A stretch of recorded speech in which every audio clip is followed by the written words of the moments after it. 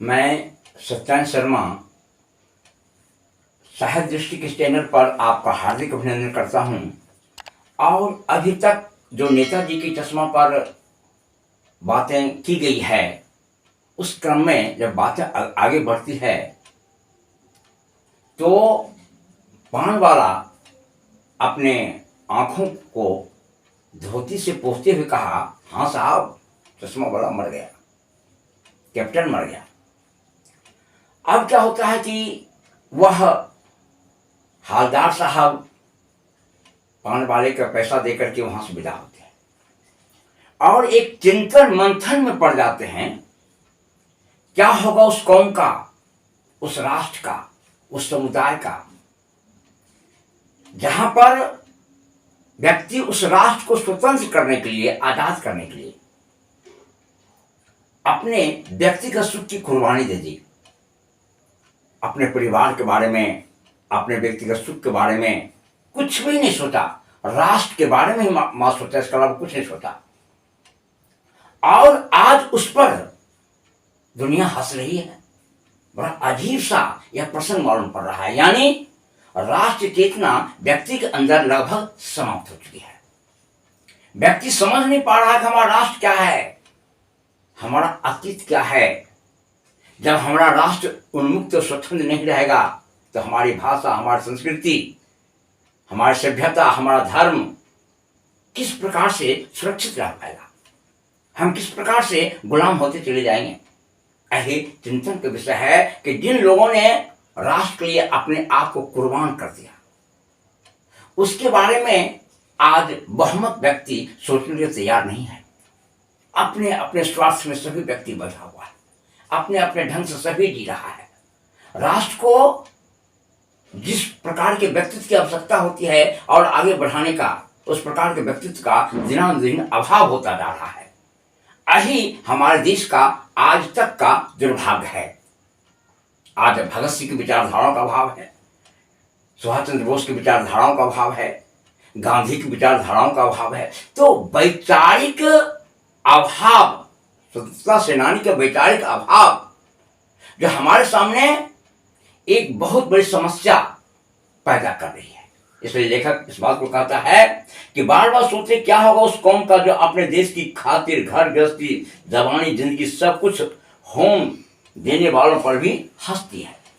घर गृहस्थी, व्यक्तिगत सुख को स्थान नहीं दिया, मात्र राष्ट्र की समृद्धि, राष्ट्र की आजादी पर ध्यान दिया। आज उस पर लोग हंसते हैं और ये हंसने की जो परंपरा शुरू हो जाएगी तो आजादी का जो धरोहर है वह धरोहर हमारा कमजोर होगा। अब कहानी आगे बढ़ती है कि हालदार साहब इस बात को समझ गए कि अब कैप्टन नहीं रहा, अब नेताजी पर कोई व्यक्ति नई प्रतिमा, कह सकते हैं नया चश्मा नहीं लगाता होगा। सारी बात बदलती चली गई और अब हालदार साहब निश्चिंत होकर के उस रास्ते से चले जाते हैं। कोई किसी प्रकार की अभिरुचि नहीं रही, क्योंकि जो अभिरुचि का केंद्र था वह व्यक्तित्व समाप्त हो चुका है। लेकिन एक दिन चलते चलते अचानक उन्होंने देखा जो रूप, इसके पहले साहब अपने ड्राइवर को कह दिए कि अब वहां पर गाड़ी नहीं रोकना है, चुपचाप अपने लक्ष्य की ओर बढ़ते चला जाना है, कहां क्या होता है इससे कोई वास्ता नहीं है। लेकिन एक दिन अचानक जब ऐसी स्थिति पैदा होती है कि हलदार साहब अचानक कहते हैं, रोको गाड़ी रोको। जिसका वर्णन इस रूप में किया गया है, कस्बे के दर्शन सुभाष की प्रतिमा अवश्य ही प्रतिष्ठापित होगी, लेकिन सुभाष की आंखों पर चश्मा नहीं होगा, क्योंकि मास्टर बनाना भूल गया और कैप्टन मर गया। सोचा आज वहां रुकेंगे नहीं और पान भी नहीं खाएंगे, मूर्ति की तरफ देखेंगे भी नहीं, सीधे निकल जाएंगे। ड्राइवर से कह दिया चौराहे पर रुकना नहीं, आज बहुत काम है, पान आगे कहीं खा लेंगे।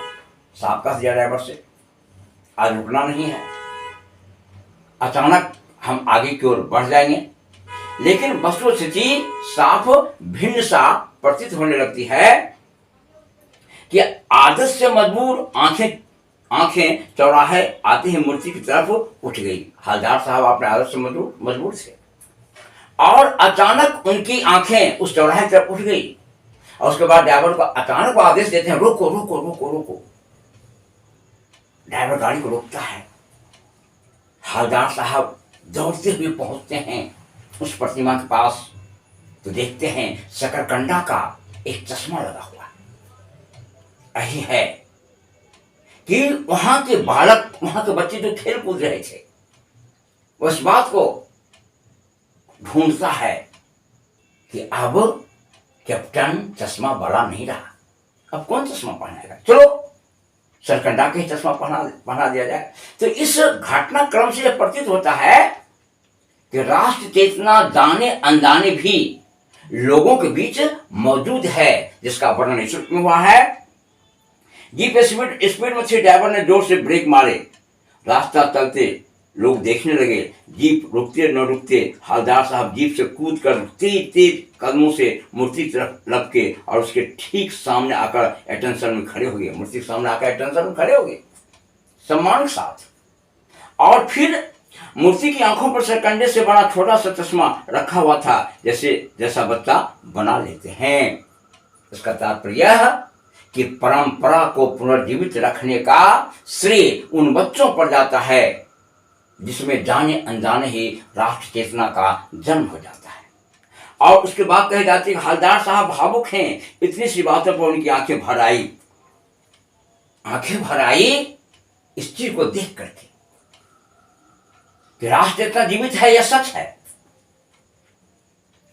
लेकिन कैप्टन जब तक जीवित था तब तक उसको सम्मान क्यों नहीं प्राप्त हो सका? जनसाधारण व्यक्ति उस व्यक्ति को सम्मान क्यों नहीं दे सका? क्योंकि वह लीक से हटा हुआ व्यक्ति था, इसलिए उसको पागल तक कह दिया गया। नहीं साहब, नहीं साहब, वह कोई कैप्टन नहीं है, वो तो लंगड़ा है। यह जो वाक्य है, यह जो शब्द है, इस बात को बताने के लिए बहुत ही समुचित है कि एक राष्ट्रभक्त पर किस प्रकार से लोग व्यंग करते हैं।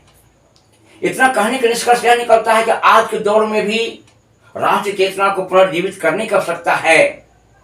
अपने सम्माननीय गणमान्य शहीदों के प्रति जो सम्मान की भावना होनी चाहिए, उसका कहीं न कहीं अंश शकरकंडे की चश्मा में छिपा हुआ है जो एक बालक कर बैठा था।